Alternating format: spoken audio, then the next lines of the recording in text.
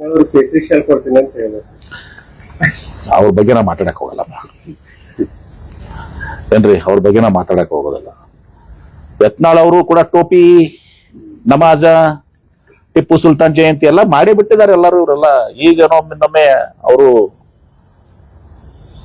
ಹೊಸ ಪಕ್ಷ ಮಾಡ್ತಾರೆ. ಮಾಡ್ಲಿ, ಒಳ್ಳೇದಾಗ್ಲಿ.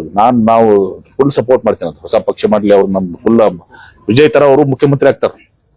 ಬೇಗ ಮಾಡ್ಬಿಡ್ಲಿ, ಕಾಂಗ್ರೆಸ್ಗೆ ಅನುಕೂಲ ಆಗುತ್ತೆ ಸರ್. ಅಲ್ಲಲ್ಲ ಮಾಡ್ಬಿಡ್ಲಿ ಅವ್ರು ಬೇಗ. ಅವರು ವಿಜಯ್ ತರ ಏನು ಆಗಿದಲ್ಲ, ಯಾವ್ದು ತಮಿಳ್ನಾಡು ತರ ಇವರು ಸಕ್ಸಸ್ಫುಲ್ ಆಗ್ತಾರೆ, ಗ್ಯಾರಂಟಿ.